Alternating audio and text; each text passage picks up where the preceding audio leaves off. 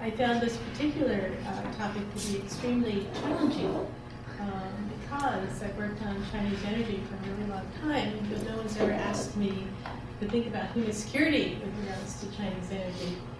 And there's probably lots of reasons for that.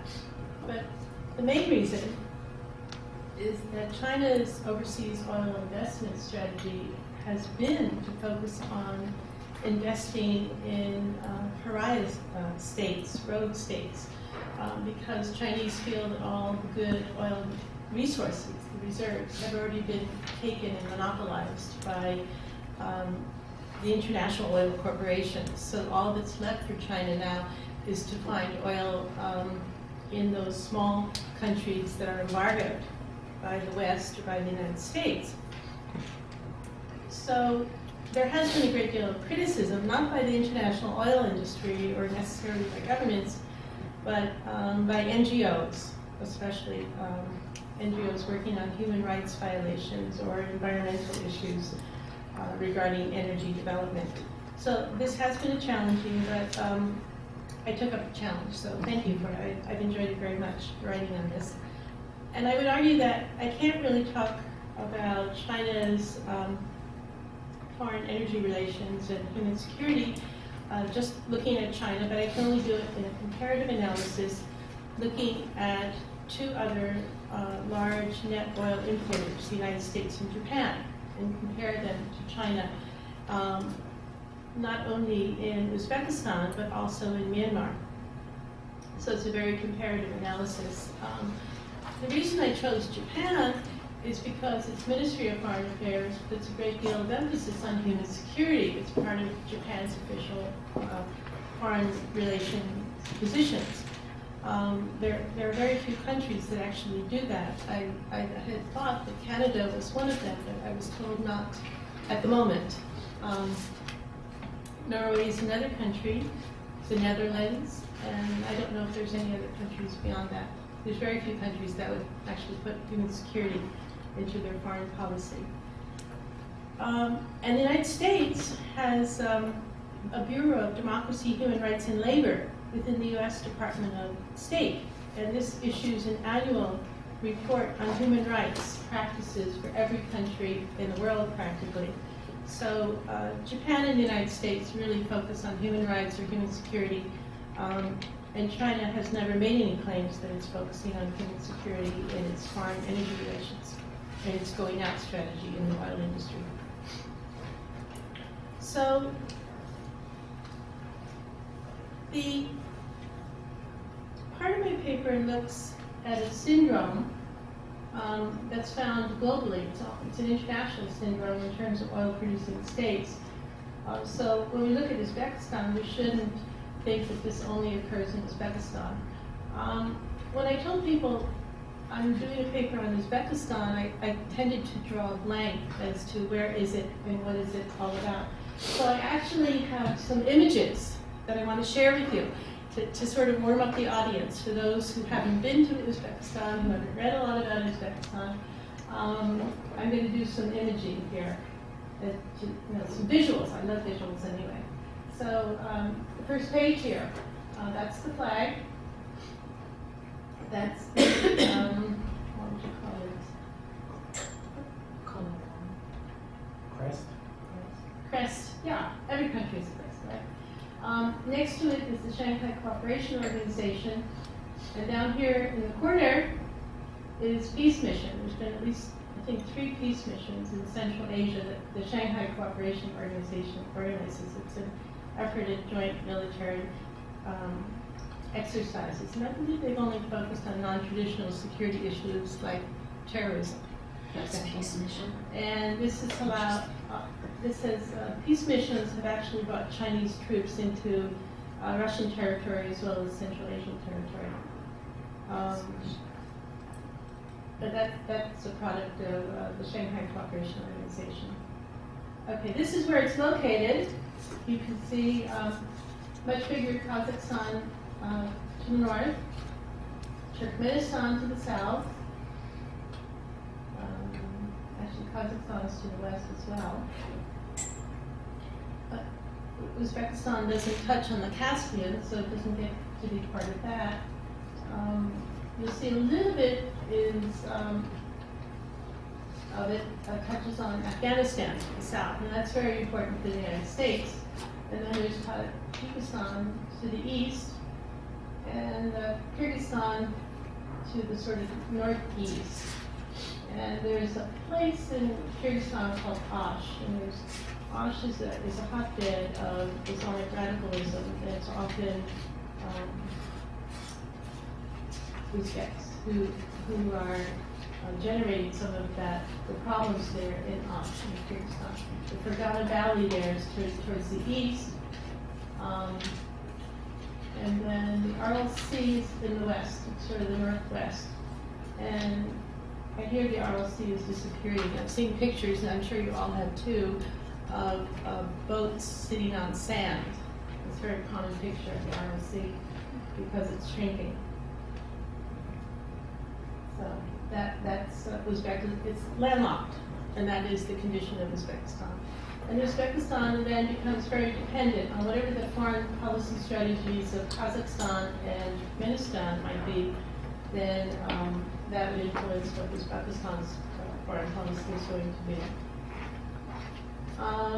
This is a diagram of pipelines, oil and gas. And so there's a pipeline going into China, connecting up with the west-east pipeline, gas pipeline, in Xinjiang. There's, I understand the Tapi pipeline has just been signed on to by Pakistan, so that would also affect Uzbekistan. In this picture, Uzbekistan is in many ways, it's a transit country. It's not necessarily the origin of the pipelines. Turkmenistan is the origin of the gas pipeline, and Uzbekistan gets to benefit from that. So in many ways, it's a very dependent country. It doesn't get to be autonomous from all the other countries surrounding it. This is a satellite image. Looks like there's some green there, but there's also a lot of desert. I understand there's sand dunes also. And we should be able to see the Aral Sea shrinking. It doesn't look like it's shrinking there too much, though. What do you think as the expert on it? You think it's shrinking? I'd rather say we should. It's definitely shrinking. It's definitely shrinking. No, that's what I thought too. It doesn't look like it there. I just wanted to show you some more interesting images. This Russian Orthodox Church is only 135 years old, but it's the oldest church, Orthodox church in Central Asia. It's in Tashkent. Tashkent is very different than the other cities because it actually has a lot of Soviet-style architecture, which I chose not to show you, but I probably should have. I focused on some of the older architecture. There's the president's reception palace next to the church, and evidently a relative of Nicholas II was banished there for some misbehavior, and he lived there in Tashkent. This older picture is the old City Party Committee and Club. So I think that would be 20th century, not 19th century, but it looks 19th century to me, but it's 20th century. And then, of course, there's this madrasa. Okay, so I think I just showed you the more interesting parts of Tashkent, and then there's an awful lot of Soviet architecture as well. In Bukhara, there's mosques and mausoleums, there's Old City Gate, and down at the bottom, there's an 1890s street scene. But I have a feeling there's lots of places in Bukhara that would look like the 1890s, really. I don't know how much of the roads are paved once you get out of Tashkent. I looked at the air routes in Uzbekistan, and I noticed all air routes go to Tashkent from other parts of the country. All flights go to Tashkent. And there's not any connecting flights between the other cities. It's very much focused on Tashkent. There's Hiva, mosque, mausoleum. There's Samarkand. Again, mosques and mausoleums and Timur's mausoleum is there. I forgot to put it in. Okay, this is where it gets different. So this is more modern. This is K2. This is the air base that the United States set up after the Afghan war began. It was created to supply the Afghan war effort by the United States. So this is an entirely different image. And here's another image. There's President Karimov. He's been president for 2 decades. He was part of the government bureaucracy under the Soviet Union, and he's transitioned somewhat. And you can see who stands behind him. And then it's very interesting, his daughter, Gulnara. Some people say she may succeed her father. She's very famous for her fashion shows and concerts and cultural activities, which may help Uzbekistan's foreign relations. This particular concert that she organized with Sting was actually quite an embarrassment. Sting didn't realize that there was a human rights issue in Uzbekistan before he went there. He's a great supporter of human rights, and he was criticized immensely. And then these are some of the friends of Uzbekistan. Beginning in the left-hand corner, that's Punjab. And then, so China, and then Russia, and then South Korea, and then on the top, Koizumi from Japan, and then the center there, that's Bush from the United States. So there are many countries that are courting Uzbekistan. Here's another image. And I actually have not shown you the worst. This is the Andijan massacre in 2005. There were thousands of protesters that went out on the main square, and they were protesting poverty and government repression. Something had happened before that. A group of armed men had gone into the prison and released prisoners. I'm not sure the two events were connected, but in the mind of Karimov, they were connected. The protesters didn't think the soldiers would shoot, but they did, and there's hundreds killed.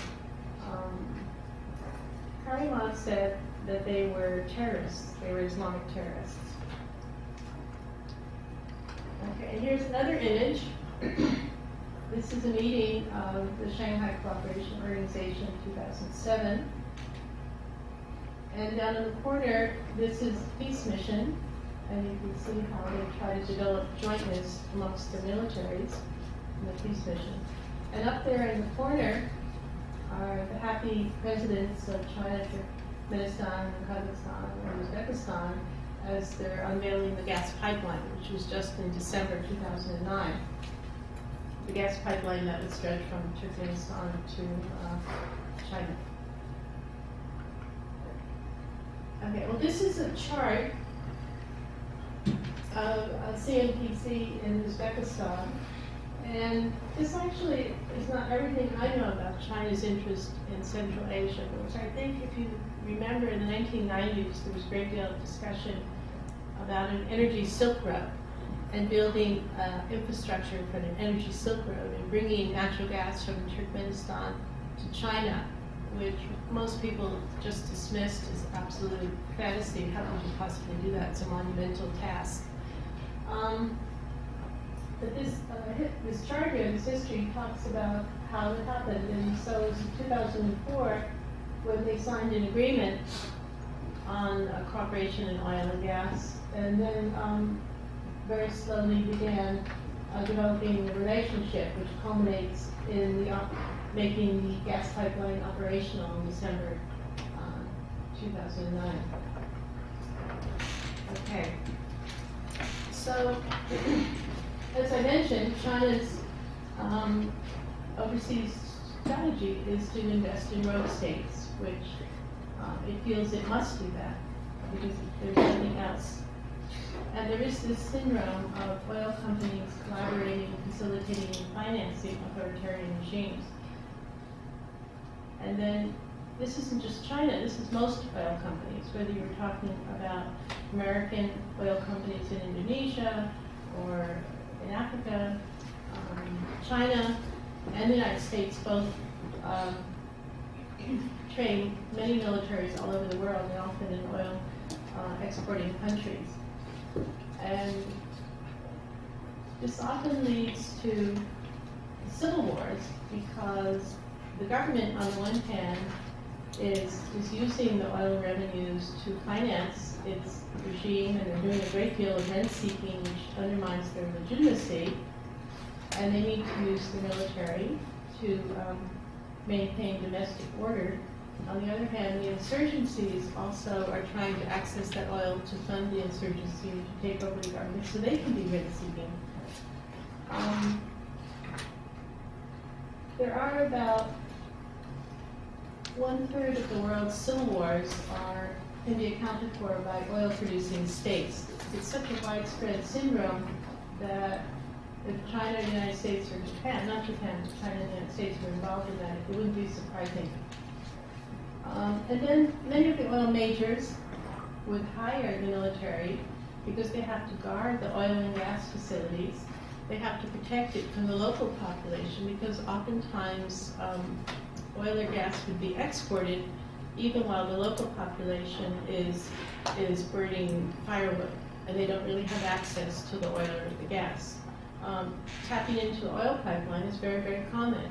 Tapping into the gas pipeline is extremely dangerous, and you hear about explosions. I think you've heard about situations in Nigeria where somebody taps into the oil pipeline and then they cut off the oil. If they tap into the natural gas pipeline, then there's this horrible, ugly explosion and hundreds of people die. So the majors often hire the military. Now, so Uzbekistan has a government that's rent-seeking also, in the sense that it's taking the oil and gas revenues, and they're basically, when I say rent-seeking, I mean in two ways. They're using the revenues then to fund the government, 40% in the case of Uzbekistan, and I'm sure there's also personal rent-seeking as well. They're not reinvesting in the infrastructure. A lot of the infrastructure goes back to Soviet era, so it's extremely out of date, inefficient. At the same time, domestic energy prices are subsidized, so they're not getting the proper revenue that they could use for reinvestment in the infrastructure. The economy then can be characterized as, well, poverty is widespread, a cotton monoculture, and energy exports. That's basically the economy. The AGB has focused on diversifying the economy, broadening the economy, and also achieving the UN's Millennium Development Goals, which would be a way of addressing human security, since most of the Millennium Development Goals are related to human security. The Uzbek government is actually following, at least on paper, the ADB advice, and that is to focus on sustainable rural development rather than just focusing on cotton, to develop a private sector so that you don't have only state-owned enterprises in Uzbekistan, develop some infrastructure, and develop human capital. And the UNDP is also working on similar areas such as environmental administration, building capacity for energy efficiency, better land management, and biodiversity. But there's not much transitioning away from the Soviet era state-controlled economy. And that means there's not much possibility of a commercial class emerging that might be autonomous from the government or from Parliament. So what about Japan and Uzbekistan? Japan focuses on human security. It must have an immensely progressive foreign policy towards Uzbekistan. And in some ways it does. But its interest in human security has always been on economic development rather than human rights. It's a major aid donor. In many ways, I think it wanted to be a participant in the great game of attracting or achieving control of Central Asia's energy resources, but actually it hasn't been very successful. It's gone through a whole string of different strategies, from Hashimoto's Eurasian diplomacy, Koizumi's Central Asia plus Japan initiative, Tara Oso's the initiative of Eurasian Crossroads. All of these sort of fizzled out. And so right now they don't have one. They don't have a strategy. But they're still considered an economic partner and a highly desirable economic partner that might help Uzbekistan diversify its economy. During the Andijan violence, Japan didn't get involved. They wouldn't get involved in confronting the Uzbek government. So I think there's limits then to the interest in human security. You've got just a couple more minutes. A couple more minutes, okay. The U.S. has been more out front in human rights, and as it was working with Uzbekistan, it became more and more uncomfortable with it. And in 2004, it cut off its assistance to Uzbekistan, or I should say the State Department did. But I'm not sure that the military actually, even after the U.S. confronted Andijan and criticized Andijan and eventually was asked to vacate the air base, I'm not sure that the military ever quite left. And I go into trafficking, which I won't mention right now, except to mention that the very countries who invest in trade with Uzbekistan and provide economic assistance to Uzbekistan are the major destination countries for trafficking from Uzbekistan as well. NATO has actually been back in Uzbekistan, and it's been revealed in early 2009 that there were non-military supplies, and then the use of the air base actually happened in late 2009. So the U.S. is actually back in Uzbekistan.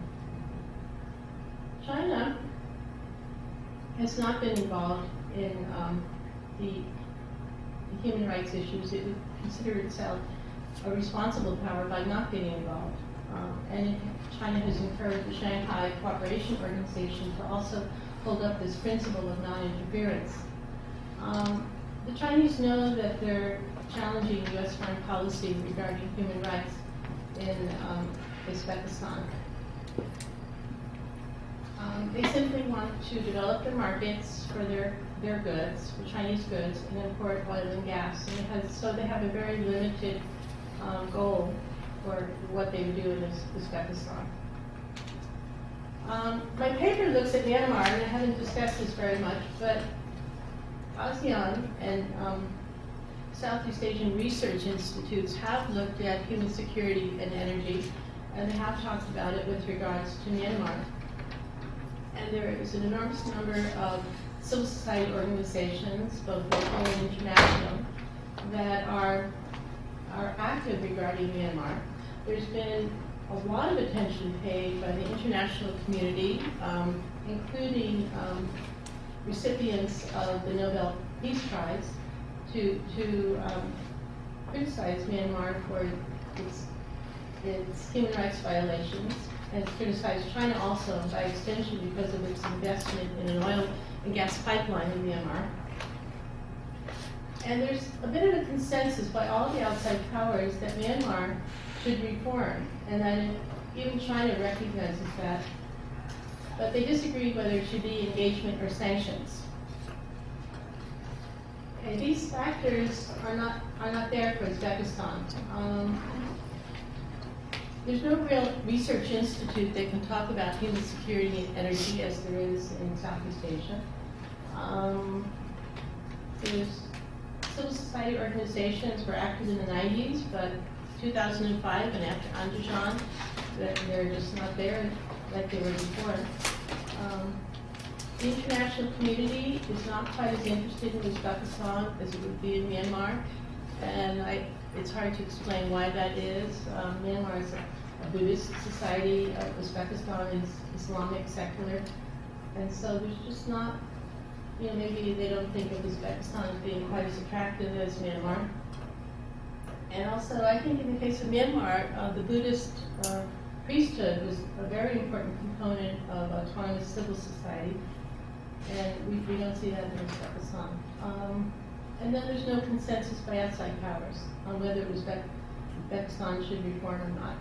So everyone needs Uzbekistan. The U.S. needs the air base, China needs the natural gas, and Japan needs the uranium and the rare earths that Uzbekistan has. So there's lots of reasons why you don't want to criticize. So these differences then between Myanmar and Uzbekistan are very striking.